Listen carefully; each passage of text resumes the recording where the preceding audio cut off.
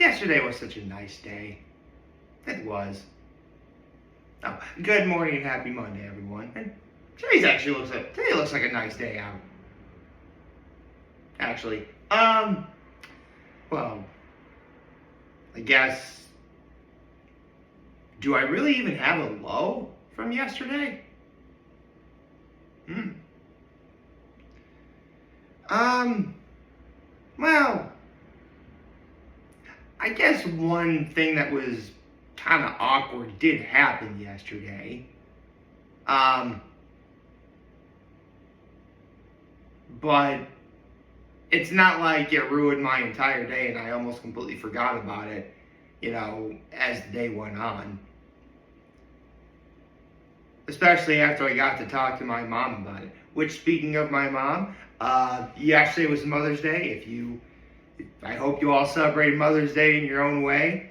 Um, I, I know for a fact my mom did. I got to see her.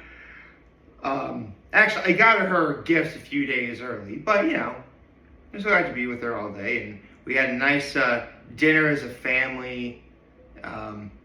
My nephews wanted to eat outside, but a bunch of us ate inside because it was cold out. Because it looked nice, but it was still on the cool and windy side. So, your results may vary on that, but it was actually quite nice. It was Mother's Day yesterday, man. Actually, there was. If I do have a lull, there is one thing I did miss. Keep in mind, this really is more of I had such a great day, I completely forgot this was happening type of deal. But last night they had the Netflix roast of Kevin Hart, and I missed it. I mean, listen, I'm sure it did well on Netflix, and I do plan on watching it. If I do, I'll make a video on it for sure. I do plan to watch it if I can find the time to do so. What else? Oh, right. My act of kindness, outside of giving my mom her gift. Well, generally I gave my mom her gifts on Friday, so my act of kindness would have to be something a little more substantial and more recent, which is the fact I helped my parents watch my nephews yesterday. Honestly, it was just a really great day. I mean, with Memorial Day rapidly approaching, I feel Mother's Day is like that last obstacle that we get to before summer can really begin, and we can start going to Puka Lake again. I mean, honestly, and you know what? I also have to give a major, major, major shout out to if I didn't do this in yesterday's video. Horseheads had their senior prom on Saturday night. Shout out to all the seniors for having their senior prom. Hopefully your senior prom went a lot better than my personal. Oh, actually, who am I kidding? It's prom. Your experiences will vary. Hopefully you all had a better experience than I had at mine. And don't worry, you'll hear all about it come December. You usually always do. But yeah, man. I mean, yesterday was Mother's Day. It was a great day. It was awesome. I don't know what else I could say without repeating myself. Except we have a new One Piece Manga Chapter today. Ooh, boy, I'm excited. Okay, let's see. If I can find it. Thank goodness for shortcuts when you open up your Google Chrome app. Or browser, I mean.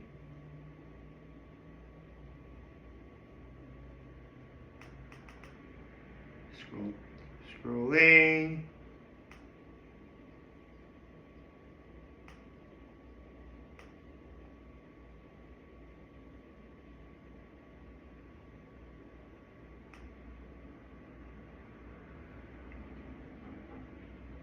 Okay.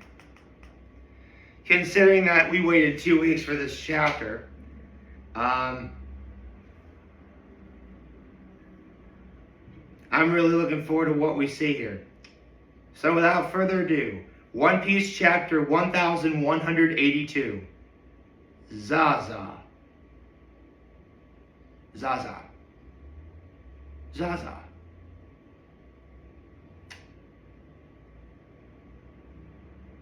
Huh.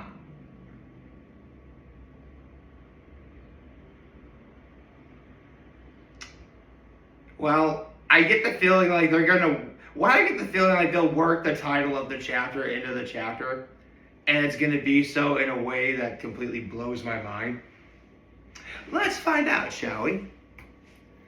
Okay, so pick up right where we left off. Loki attacked Emu. And Loki's so big he can't keep track of where Emu is because he's so big.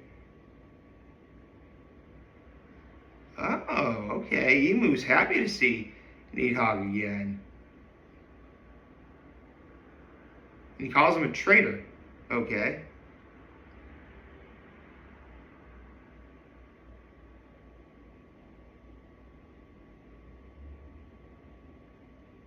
Ooh. He talks to Ragnar too.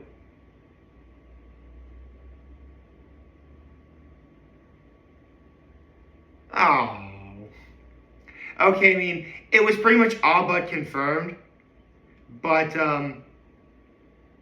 Ragnar is a hammer that yes, in One Piece, inanimate objects can and have eaten devil fruits. I don't know how that works. It just happens that way. But Ragnar the hammer ate the squirrel fruit, mythical Zoan model, ice squirrel, Ratatasker. Okay, so yes, this is Ratatasker. And he looks so cute when he looks like a squirrel. Oh my god. I like squirrels. Squirrels are cute. Squirrel! They're doing up reference there. Okay, let's go. Okay, Loki's using another attack. Ragnar Quint arrow.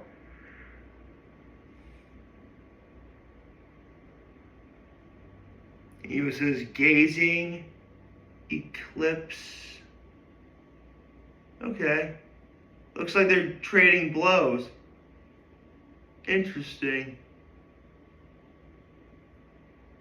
Okay, there's Bonnie. Lilith is watching her.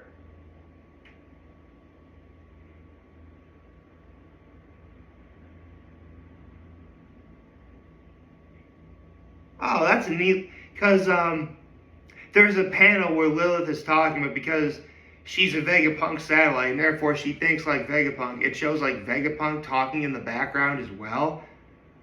It's as if Vegapunk himself is talking. That's really cool. Oh, Sanji. And looks like he's going after killing him. And it looks like they haven't given up on kidnapping the children. Go, Sanji, go, Sanji, go. Holy cow.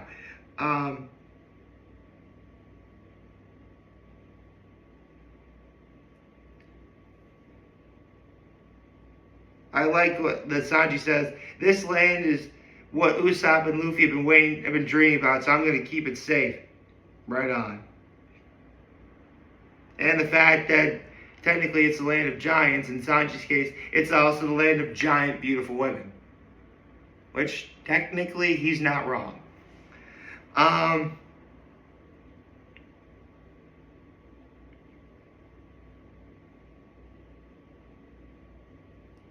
The Owl Library. Oh! So there's a secret passageway in the Owl Library where Biblo was able to take all the books.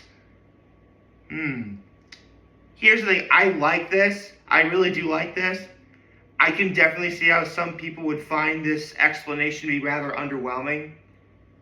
But I mean, listen. The important thing is the books in the Owl Library are safe. That's the most important thing. So...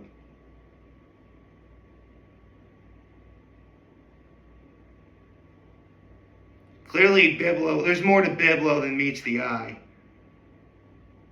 I mean, it's possible that Biblo is older than the known history of the world in One Piece. We'll just have to keep on waiting to see. Is Summers lifting that ship all by himself into the clouds? And he calls himself Super Summers because he just got powered up. Summers says, bring the brats over here at 5. Yeah, they haven't given up on kidnapping the kids. Okay. Let's keep going.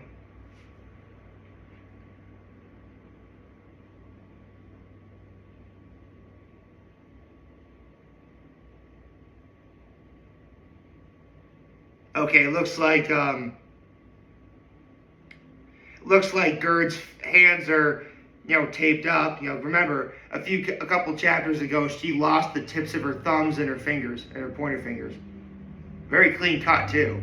But because it was a clean cut, Chopper was able to put them all back on. Very nice, like that. Of course, it'll take months for a full recovery.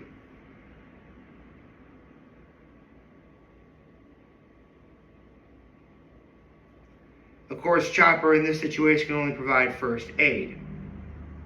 Once everything is over, then he can give, proper treatment.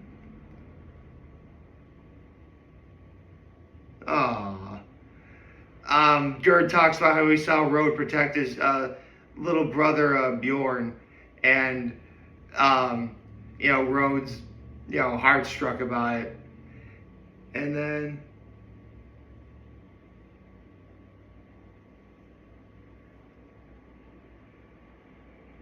Bjorn's like, well, there goes her respect. Okay. Okay, it looks like Goldberg is the only one of the giant warrior pirates who still hasn't gotten any big injuries yet.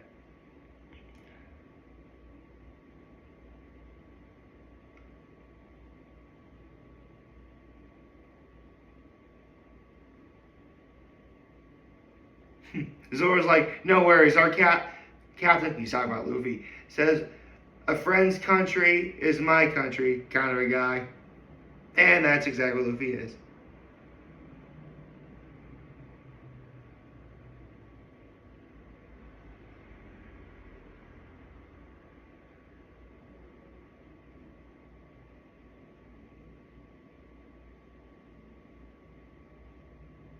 Yeah, Zoro's right. If they don't put an end to this, things will really get out of hand.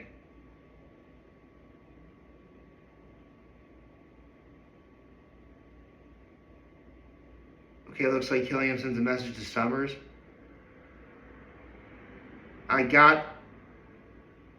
Wait, Killian, some of the thing he's most afraid of?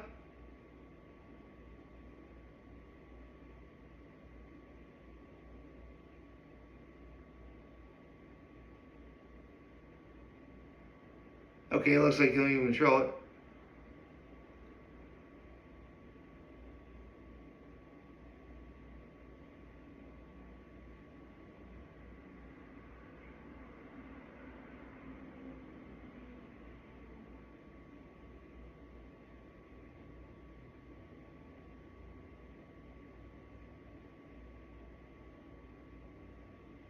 Okay.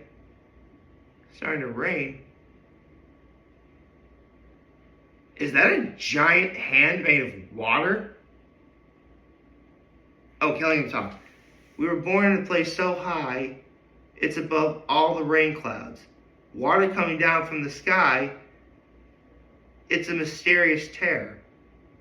After the people of the D and Nika, it was the most common boogeyman they warned us about. In the lower world, there's a monster called the Rain God that dumps water on top of your head.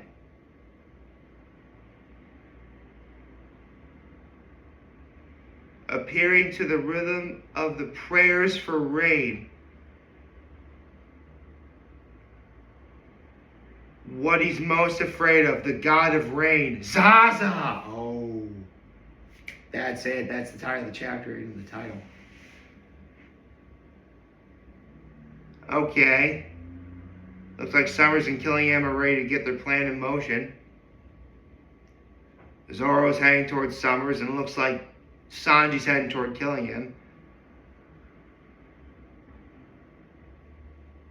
And then Zoro yells at Sanji, "Hey, get the job done right." And Sanji's like, "Same to you." And that's the end of the chapter. Oh my god, this was so hype. We have a rain god. We have a rain god. We totally have a rain god. And here's the thing. This isn't the first time in the series a rain god's been mentioned. In fact, in the very same chapter, during the Skypiea arc, specifically during Nolan's flashback, there was talks of the sun god, a rain god, a forest god, and the earth god. And we have a rain god. On top of that, this chapter only further proves that Skypiea as an arc has only gotten better with age. Wow. So, God of the Sun is Nika. God of the Rain is Zaza. Huh. Although Zaza looks more feminine, more like goddess than God. You know what? I think for anyone who reads Hunter x Hunter, I think what's going to work is in Hunter x Hunter they have the Kakin princes. There's like 14 of them, but they're like men or women, but you know, prince can be used for both men and women. I think gods in One Piece work the same way, where if it's a god or a goddess, you still call them a god. Okay. Alright. I think that's how it works. Dude. We have a rain god. And it's actually something that the world nobles are terrified of. Ooh. Here's an idea. Because I know I just mentioned, you know, back in Skypiea there's the sun god, the rain god, the earth god, and the forest god. What if there's other gods out there? Because there is mention of a sea god. There's technically a music god. What if there's not only multiple gods, but they all came together at one point and were the original blueprint for the Straw Hat Pirates? I mean, obviously Luffy being Nika, being the sun god. Who'd be the rain god, though? Maybe Nami? Or Jinbei? Oh, that'd be good. Like, there are so many questions that we got that all One Piece fans are probably thinking up right now. This is so exciting. I can't wait till the next chapter. Hope you like this video. If you like this, right, YouTube channel, follow me on social media. As always, I'm here on this video for all you guys watching. Joe, for today, hope you have a wonderful, wonderful, wonderful Monday. And remember, if you guys want to talk, change, we're here to lend. You're always back. Take care and make good choices. 607 all day, baby.